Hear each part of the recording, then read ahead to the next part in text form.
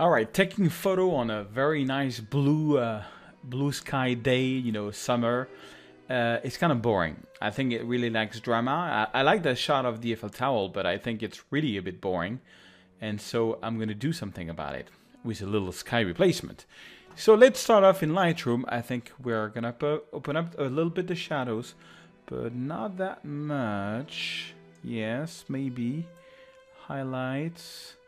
Yeah, highlights, I think I'm going to go a bit right. I just want to make this a bit brighter. I want to make the whole photo a bit brighter. Something like that. Because, yeah, the sky I'm going to put is going to make it a bit darker. So I'm making it a bit bright on purpose. Maybe just bring down the blacks. And I think I'm going to go a little bit on the right on the blue sky. And now one thing which is, I give you another little trick on this sky replacement story. You can right click, edit, once, you know, I didn't do much to it, right? Edit. And instead of doing edit in Adobe CC, click open as a smart object in Photoshop. Because in case you did something wrong in Lightroom, you can always go back to it. You will see in a second. Okay, so now let's find the right sky for this. So look at the sky. The sky is pretty blue. It's, you know, it's like a 3-4 o'clock sky. So we should find a 3-4 o'clock sky, but looking nicer with more drama. And the one I tried, I think that works pretty well with this one, was where was this sky? I think it was this one. Yeah, you know, it's just like it is probably, I don't know if it's a 3-4 o'clock sky. It was shot at what time? Oh, look at this, 4:46. It is an afternoon sky. So it's good to take, you know, it's just basically the same time of the day, but, you know, with more drama. So edit, in other words, Photoshop CC. Okay, edit with a copy of the adjustment. I probably did something to it in Lightroom, so I asked to open up in Photoshop with the Lightroom adjustment that I did.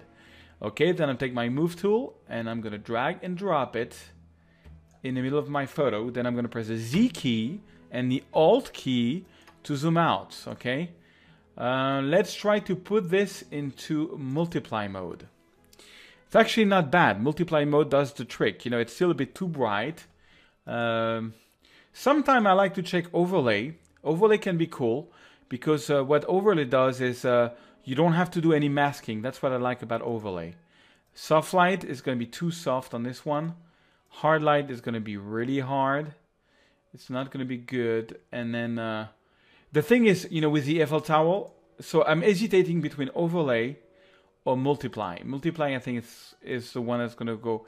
Yeah, multiply is probably, but you see, multiply, it does something weird on the Eiffel Tower, where overlay, it doesn't do it, you know, so much. So, you know, it's kind of like, yeah, but then the sky is not so much present. I think I'm going to go for multiply. I think it's going to add more drama.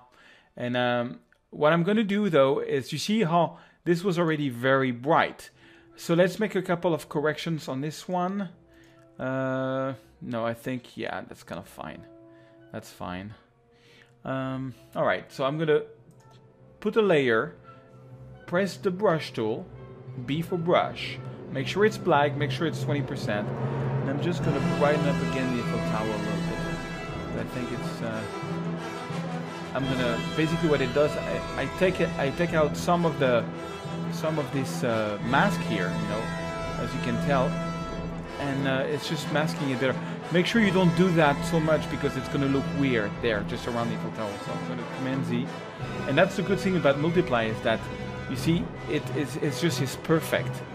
A lot of people, when they do, I want to show this to you, when they do masking, what they do is they try to use, you know, to make a selection of the sky and use the normal. I'm going to show you that to you, and you see that that's not going to work. So let me just, I'm going to disable that for 1 second. I'm going to put this on normal, okay? So nothing is visible. And I go on the Eiffel Tower, and I'm going to make a selection of the sky. I'm going to use the magic wand tool, and I'm going to press the Shift key to select most of the sky, making sure that contiguous is not marked on, so that it's going to select anything which is blue. So it's pretty easy to make a selection of the sky, you know, we think.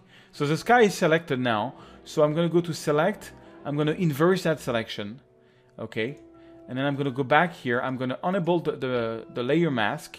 Now that I've got this selected, I'm going to fill my selection with black. So edit, fill with black. Okay. And now, oops, I'm sorry. I did it on, make sure you click on the mask first. Edit. What I did is that I filled with black, but I was selected on the photo. That happens to me all the time.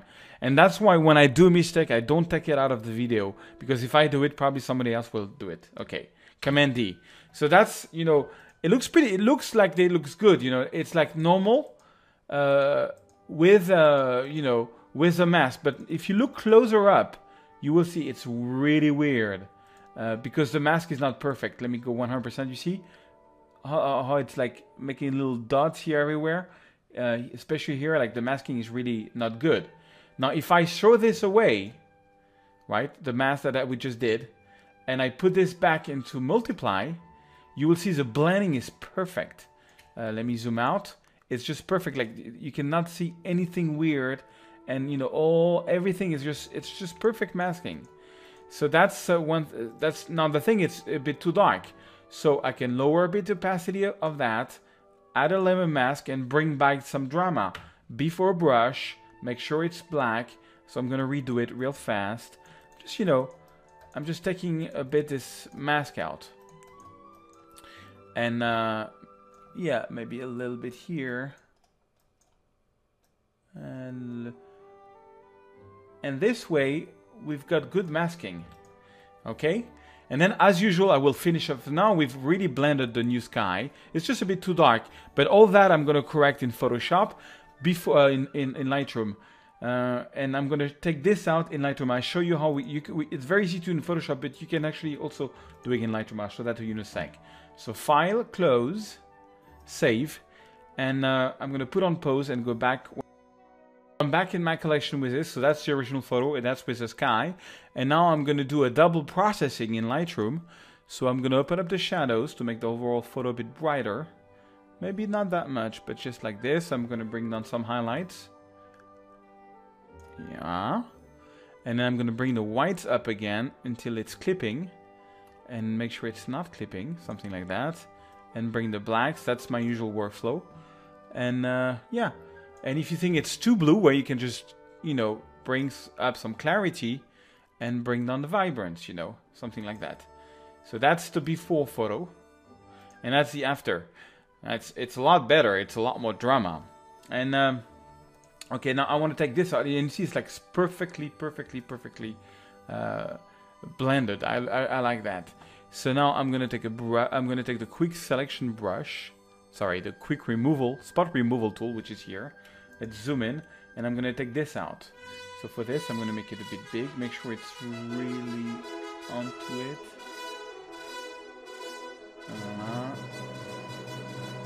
Okay, let it go. That's a weird shape, isn't it? Oh, oops, I'm sorry. I'm going to erase it. I'm going to redo it again. Okay. Alright. I'm just making that doesn't look so much like a dick though. Okay, and now, so you erase most of it, but you see there's still some stuff left. And when that happens, basically you just make a new selection on the left, and you take this and take that, and hope it does a good job. Yeah, it's pretty good. Pretty good. Yeah, I just wanted to erase that. Okay, and then maybe let's do some like homemade vignetting. So for this, I'm just gonna take a I'm going to take that, and I'm going to make a little vignette effect here on the right.